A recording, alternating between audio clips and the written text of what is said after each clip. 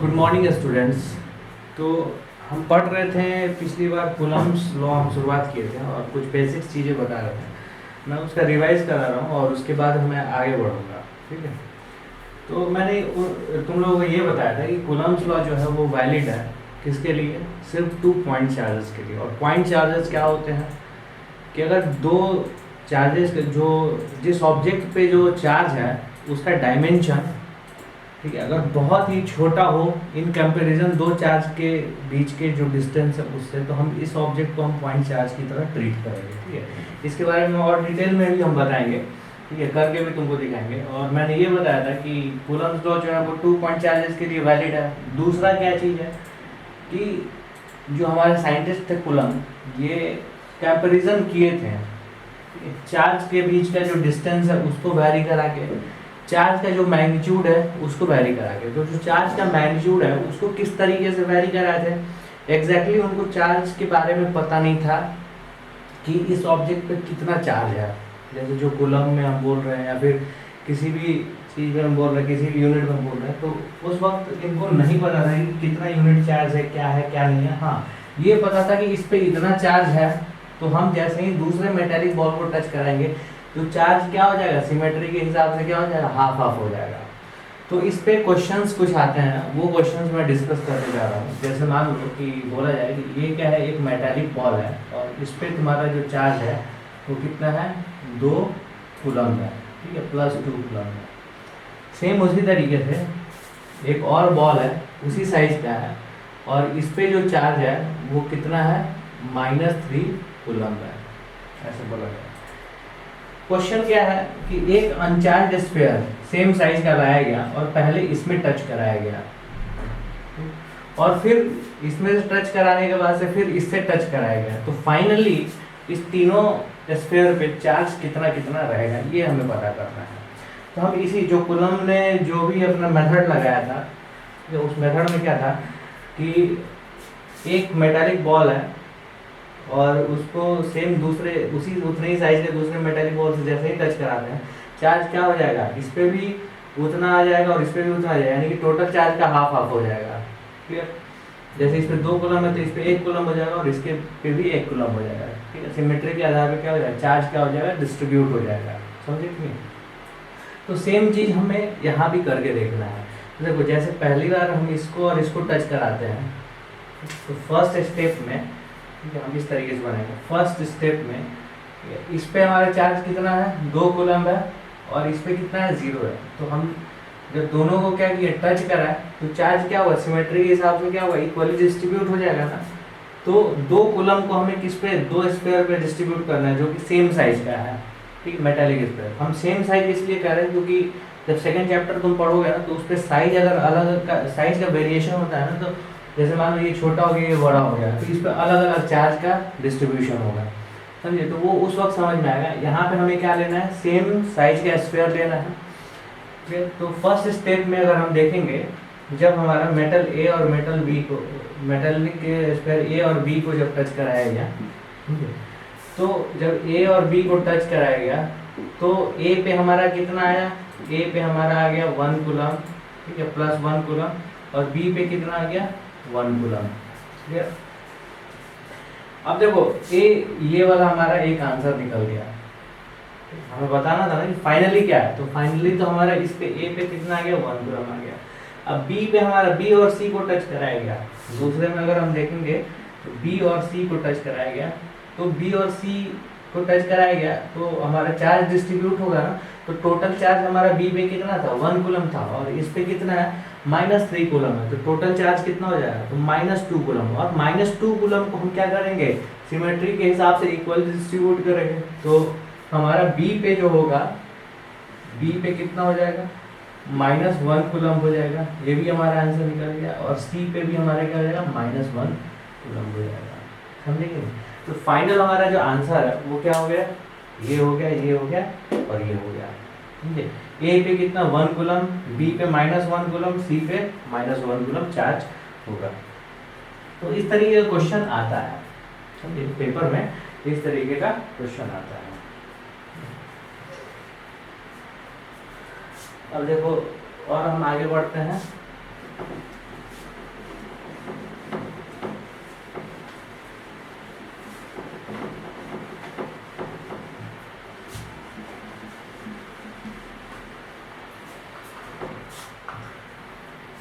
Coulomb's law, Coulomb's law, ठीक है। It is valid. It is only valid for 2 point charges. It is only valid for 2 point charges. ठीक है, 2 point charges. जो इन्होंने experiment किया था ना, वो 2 चार्ज के बीच में ही एक्सपेरिमेंट किया था, और उसके बीच का डिस्टेंस जो है इतना बड़ा रखा था कि जो मेटालिक स्फीयर जो यूज किए थे ना, उसका जो डायमेंशन है ना, उस डिस्टेंस के कंपैरिजन में बहुत ही छोटा था, और इस वजह से उसको पॉइंट चार्ज की तरह ट्रीट किया गया है, समझे। It is only valid for 2 point charges. अब यहाँ पे कूलम ने ये देखा था कि जो फोर्स बिटवीन 2 चार्जेस जो है, फोर्स बिटवीन 2 पॉइंट चार्जेस जो है, ठीक है, अलग अलग डिस्टेंस का वेरिएशन कराया, अलग अलग चार्ज को रख के देखा, अलग अलग चार्ज किस तरीके से, तो मेटेलिक स्फीयर को टच करा के हाफ हाफ, फिर उसके बाद से टच कराया तो क्या हो जाएगा, चार्ज का जितना भी चार्ज था उसका 4 गुना हो जाएगा, 4 गुना हाफ हो जाएगा, मतलब 4 गुना कम हो जाएगा, इस तरीके से, ठीक है। तो इस तरीके से उन्होंने ये जो है वैरी कराया था, तो वो इस रिजल्ट पे पहुंचे थे कि फोर्स बिटवीन 2 पॉइंट चार्जेस, ठीक है, वो क्या है, तो फोर्स, ठीक है, force directly proportional to product of 2 charges, ठीक है, product of magnitude of 2 charges, ठीक है, एंड इनवर्सली प्रोपोर्शनल टू, ठीक है, इनवर्सली, या फिर हम ऐसे ही बोल सकते हैं directly proportional to 1 upon distance between the charges, ठीक है। इसको हम ऐसा बोलेंगे, force is directly proportional to magnitude of the product of the magnitude of 2 charges और inversely proportional to distance between the 2 charges. तो हम इसको मैथमेटिकली अगर लिखेंगे तो F directly proportional to Q1 and Q2, समझे, इसका हम मैग्नीट्यूड ले रहे हैं, समझे, magnitude, and inversely proportional to 1 upon distance between 2 charges, ठीक है, sorry distance, square of the distance between 2 charges, ठीक है। यहाँ पे लिखोगे square of the distance between 2 charges, तो ठीक है, ये हमारा मैथमेटिकली हम इसको लिख रहे हैं। अब देखो जैसे हम फिगर के हिसाब से बनाएंगे तो देखो ये हमारा क्या है, चार्ज Q1 है और ये चार्ज क्या है, Q2 है, समझे, और इसके बीच का डिस्टेंस R है, अगर R है तो फोर्स क्या होगा, directly proportional to Q1 and Q2, ठीक है, indirectly proportional to square of the distance between them, समझे, square of the distance between them, समझ में आया। अब देखो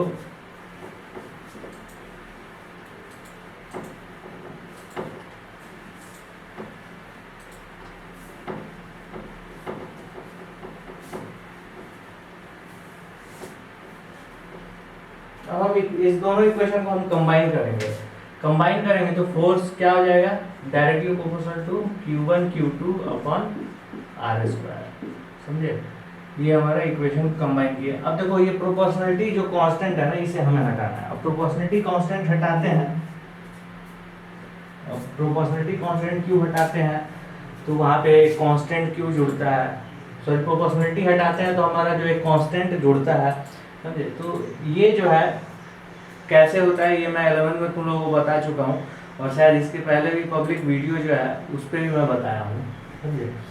तो जैसे ही हम ये प्रोपोर्शनलिटी हटाते हैं तो एक कांस्टेंट जुड़ता है, F equal to K Q1 Q2 divided by R square, ये K जो है हमारा जुड़ता है, ये हमारा क्या है, प्रोपोर्शनलिटी कांस्टेंट, ठीक है, प्रोपोर्शनलिटी कांस्टेंट, क्लियर हुआ। अब देखो इसका जो वैल्यू है ना, हम अपने हिसाब से चूज कर सकते थे, ये जो है इसका वैल्यू जो है हम अपने हिसाब से चूज कर सकते थे। हम चाहे तो कुछ भी रख सकते हैं, हम चाहे तो एक भी रख सकते थे, लेकिन इसके पीछे भी बहुत बड़ा रीज़न है। जैसे मान लो कि तुम लोग 11th में पढ़े हो F directly proportional mass into acceleration, तो F इक्वल टू के एम ए, ये इस तरीके से तुम पढ़े। और वहाँ पे हम क्या करते थे, K इक्वल टू हम अपने हिसाब से 1 चूज कर लेते थे, समझे। तो वहाँ पे K इक्वल टू 1 चूज किया गया है, ठीक है। तो हम एक ही जगह पे हम चूज कर सकते हैं ना, यानी कि यहाँ पे हम अगर चूज किए तो उस हिसाब से यहाँ पे जो होना हो, उस हिसाब से यहाँ पे जो होगा वो कुछ अलग होगा।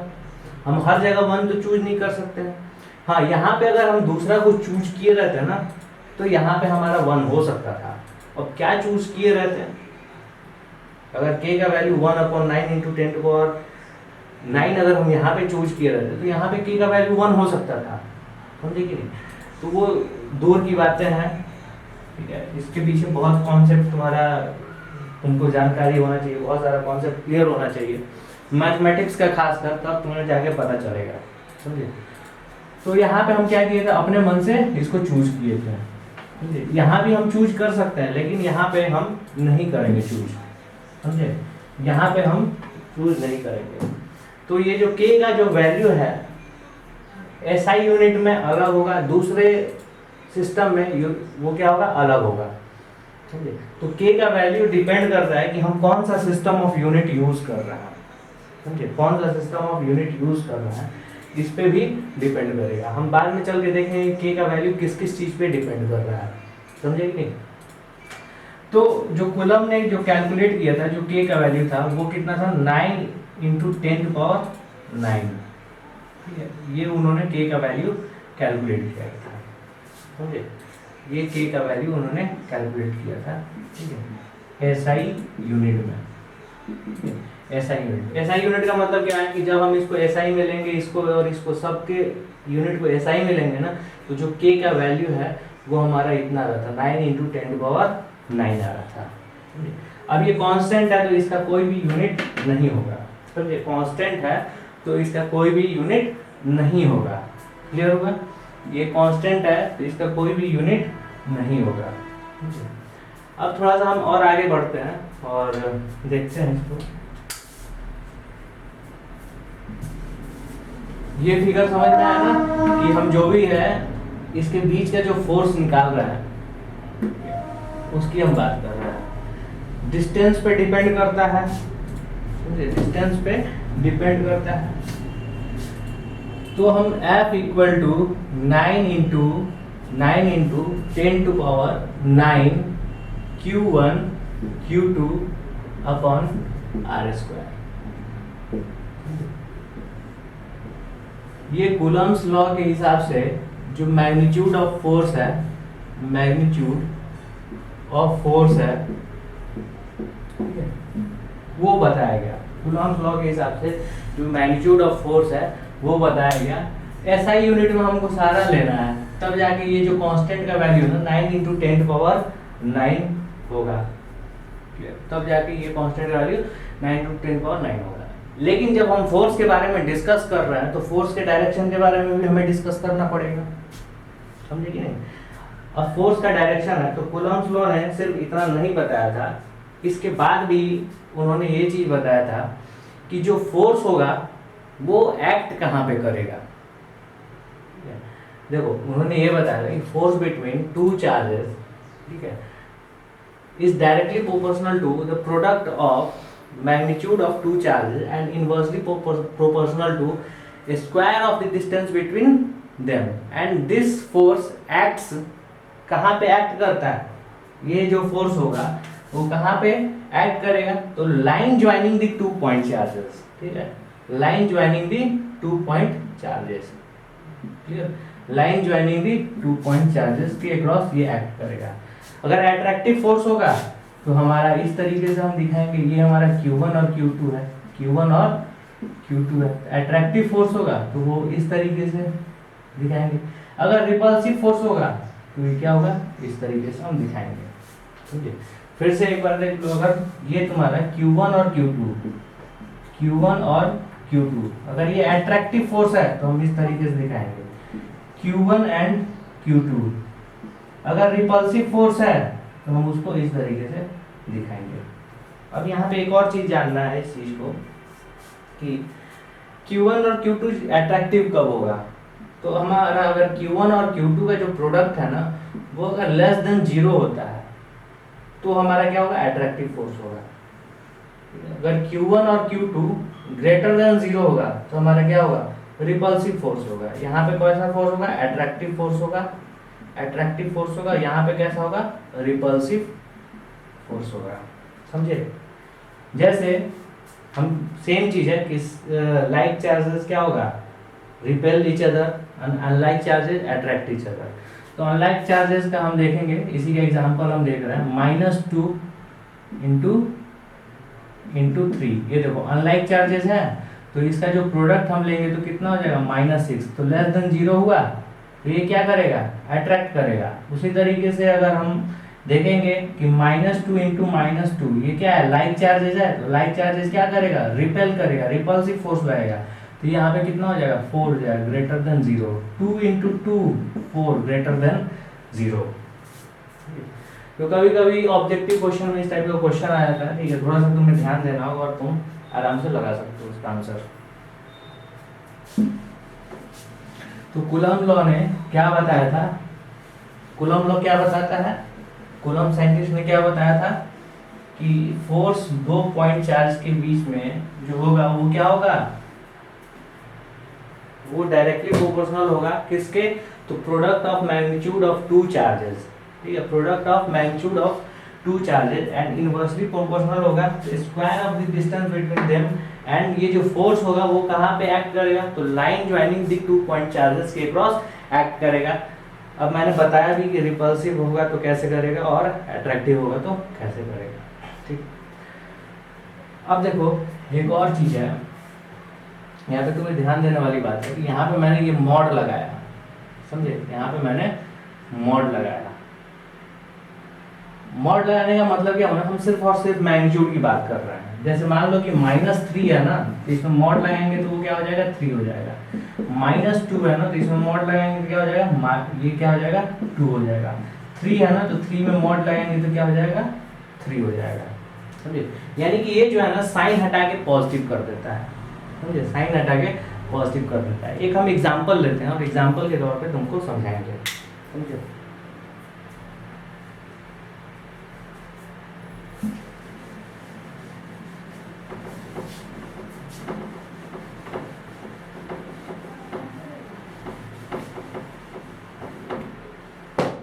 जैसे मान लो कि ये हमारा है फोर्स, हम निकालें 9 इंटू 10⁹ और यहाँ पे हम रखें -2 इंटू 3, समझे, और r²।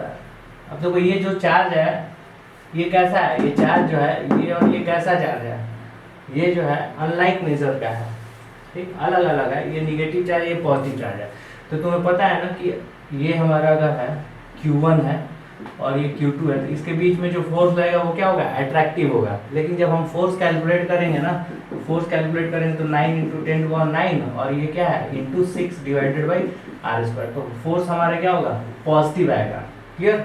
फोर्स हमारा क्या आ जाएगा, पॉजिटिव आएगा। हम सिर्फ न्यूमेरिकल वैल्यू की अभी हम बात कर रहे हैं। क्लियर? हम सिर्फ और सिर्फ क्या कर रहे हैं, न्यूमेरिकल वैल्यू की अभी बात कर रहे हैं। सेम उसी तरीके से F = 9 इंटू 10⁹ और अगर हमारा दोनों सेम नेचर का रहता है, ठीक है, दोनों सेम नेचर का अगर रहता है, यहाँ पे जैसे मान लो ये कितना है, 2 हो गया और इस बार 3 हो गया, तो भी हम कैलकुलेट करेंगे तो 9 इंटू 10⁹ और इंटू क्या हो जाएगा 6 डिवाइडेड बाई r²। तो यहाँ भी अगर हम इसको कैलकुलेट करेंगे तो इसमें भी क्या हो जाएगा, पॉजिटिव आएगा। सेम पहले की तरह क्या होगा, फोर्स का जो मैग्नीट्यूड होगा वो पॉजिटिव होगा। क्लियर हुआ? तो हमें चार्ज का मैग्नीट्यूड, देखो फोर्स का मैग्नीट्यूड तो क्या हुआ, दोनों में सेम आया, लेकिन यहाँ पे चार्ज का नेचर कैसा है उससे हम बता सकते हैं कि ये है जो फोर्स है वो रिपल्सिव है या अट्रैक्टिव है। तो पहले वाले केस में क्या हो जाएगा, अट्रैक्टिव फोर्स होगा, समझे, एक दूसरे को अट्रैक्ट करेगा। दूसरे वाले केस में क्या हो जाएगा, रिपल्सिव हो जाएगा, समझे। लेकिन फोर्स का मैग्नीट्यूड क्या होगा, सेम होगा, समझे। फोर्स का मैग्नीट्यूड क्या होगा, सेम होगा। तो तुम जब भी फोर्स कैलकुलेट करोगे तो तुम साइन हटा दोगे, कंफ्यूजन दूर करने के लिए अगर इस कॉन्सेप्ट से चलना है तो अगर तुम साइन रखोगे तो फोर्स का मैग्नीट्यूड अगर निगेटिव में आता है, समझे, फोर्स का मैग्नीट्यूड अगर निगेटिव में आता है तो ये क्या होगा, अट्रैक्टिव फोर्स होगा। फोर्स का मैग्नीट्यूड अगर पॉजिटिव में आता है तो ये क्या होगा, रिपल्सिव फोर्स होगा। तो जब हमको, मेरे ऊपर डिपेंड करता है ना कि हम साइन को हम किस तरीके से यूज करते हैं, दिमाग में तुम्हारे बैठाना पड़ेगा ये चीज़। ये शुरुआत में बहुत गड़बड़ होती है लोगों से, तो ये तुम्हारे दिमाग में बैठाना पड़ेगा कि हम जो इक्वेशन यूज कर रहे हैं, अगर मॉडुलस लगा कर रहे हैं तो फोर्स का मैग्नीट्यूड सेम आएगा, लेकिन हमें चार्ज को देखना पड़ेगा अट्रैक्टिव है या फिर रिपल्सिव है। अगर मॉडुलस नहीं लगाते हो तो तुम्हें ये चीज़ देखना पड़ेगा, ठीक है। फोर्स अगर निगेटिव है तो वो क्या है, अट्रैक्टिव है। फोर्स अगर पॉजिटिव है तो हमारा रिपल्सिव है। लेकिन ये हमारा मेथड उतना बेहतर नहीं है, हम सिर्फ जो हमारा कूलम्ब्स लॉ डिफाइन करता है उस आधार पर हम चलेंगे तो ज़्यादा बेहतर होगा, समझे। और इसमें ज़्यादा कंफ्यूजन भी नहीं होगा। साइन से कोई मतलब ही नहीं है, तुम बाद में देख लेना, बाद में चेक कर लेना, तुम पहले कैलकुलेट कर लेना निगेटिव साइन हटा के, और उसके बाद में चेक कर लेना कि तुम्हारा फोर्स जो है अट्रैक्टिव है रिपल्सिव है। डिपेंड करता है कि तुम्हारा जो चार्ज का नेचर है वो कैसा है, समझ में आया। तो ये चीज़ भी तुम्हें ध्यान रखने की जरूरत है, ठीक है। अब देखो, अब हम थोड़ा सा बात और कर लेते हैं कांस्टेंट के बारे में, ठीक है। जो हम कांस्टेंट का जो वैल्यू आया था ना कि उसके बारे में हम बात कर लेते हैं। इसके पहले भी तुम कूलम्ब्स लॉ में इसके पहले भी तुम 1 कूलम्ब को डिफाइन किए हो, ठीक है। इसके पहले भी तुम 1 कूलम्ब को डिफाइन किए हो, तो वो हम डिफाइन कर चुके हैं और मैंने उस वक्त बताया भी था कि मैं आगे चल के और भी बताऊंगा। तो दूसरा जो है ना, यहाँ पे हम डिफाइन करना सीखेंगे, समझे, कि किस तरीके से हम डिफाइन करते हैं। फोर्स हमारा कितना है, 9 × 10⁹। अब देखो, ये हम जितना ही हम बात कर रहे हैं ना, सिर्फ और सिर्फ वैलिड है किसके लिए, वैक्यूम के लिए वैलिड है, ठीक है। If 2 point charges are in vacuum, ठीक है, Q1 Q2 R²। तो ये जो हमारा प्रोपोर्शनलिटी कांस्टेंट है, ठीक है, प्रोपोर्शनलिटी कांस्टेंट, ये किसके किसके ऊपर डिपेंड करेगा, तो ये डिपेंड करेगा कि हमारा सिस्टम ऑफ यूनिट, मतलब कौन सा हम यूनिट यूज कर रहे हैं, ठीक है। Depends on system of units, समझे। लेकिन जब बाद में चल के देखा गया कि हम जो 2 पॉइंट चार्जेस को पानी में रख रहे हैं, 2 पॉइंट चार्जेस को अलग अलग मीडियम में रख रहे हैं, तो हमारा जो है फोर्स अलग अलग बदल जा रहा है, समझे। फोर्स जो है वो क्या हो रहा है, अलग अलग बदल जा रहा है। अब देखो, चार्ज और डिस्टेंस तो हमारा सेम रहेगा, लेकिन फोर्स बदल रहा है, यानी कि ये प्रोपोर्शनलिटी जो कांस्टेंट है इसका वैल्यू बदल जा रहा है, समझे। तो अलग अलग मीडियम में हम रख रहे हैं तो इसका वैल्यू क्या हो रहा है, बदल जा रहा है। तो जो कांस्टेंट के है वो क्या है, also depends on nature of medium, also depends on nature of medium.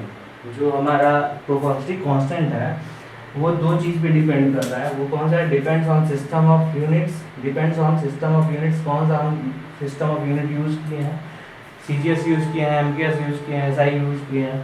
Depends on the nature of medium. तो 2 पॉइंट चार्जेस हैं, उसके बीच का डिस्टेंस सेम है, और उसको जैसे ही तुम पानी में रख दोगे या फिर किसी और मीडियम में, अल्कोहल में रख दोगे, तो उसके बीच का जो फोर्स है वो घट जाता है। अब देखो, डिस्टेंस तो हम चेंज किए नहीं, चार्ज का मैग्नीट्यूड जो है वो तो हम चेंज किए नहीं, तो फोर्स हमारा घट रहा है, यानी कि ये हमारा घट रहा होगा तभी तो ऐसा कुछ हो रहा है ना, समझे, तभी ऐसा कुछ हो रहा है। क्लियर। तो ये चीज़ अब बहुत ही इंपॉर्टेंट है, ठीक है, एग्जाम पॉइंट ऑफ व्यू से ये चीज़ बहुत ही ज़्यादा इंपॉर्टेंट है। अब देखो, अभी हमें ना बताना बहुत कुछ बाकी है, अब हमारे पास टाइम नहीं है अभी फिलहाल इस क्लास के लिए। तो अगली क्लास में हम बताएंगे 1 कूलम्ब को हम डिफाइन करेंगे इस फॉर्मूले से, समझे, ठीक है। डिफाइन 1 कूलम्ब, इसके पहले जो हम 1 कूलम्ब जो डिफाइन किए थे वो इस तरीके से डिफाइन किए थे कि अगर एक चार्ज में 1 एम्पियर करंट फ्लो कर रहा है तो एक पॉइंट से 1 सेकेंड में जितना चार्ज फ्लो करेगा वो तुम्हारा क्या होगा, 1 कूलम होगा। लेकिन यहाँ पे हम दूसरे तरीके से दिखाएंगे और जो एग्जाम में आएगा ना वो तुम्हें यही लिखना है। दूसरा कि जो फोर्स है ना अलग अलग मीडियम में रखने पे जो फोर्स है वो अलग अलग मीडियम में कैसे वैरी करता है। सेम हमारा चार्ज है, उसके बीच का डिस्टेंस भी हमारा सेम है, लेकिन अलग अलग मीडियम में कैसे वैरी करेगा ये भी तुम्हें बताया जाएगा अगले क्लास में। तो ये जो 9 × 10⁹ जो है वो किसके लिए वैलिड है, तो वो वैलिड है 2 पॉइंट चार्ज के लिए, ठीक है। उसको अगर हम वैक्यूम में रखे हैं सिर्फ उसी के लिए वैलिड है, ठीक है। तो नेक्स्ट क्लास में तुमको ये चीज़ बताया जाएगा, ठीक है। अभी के लिए थैंक यू, ओके, ठीक है।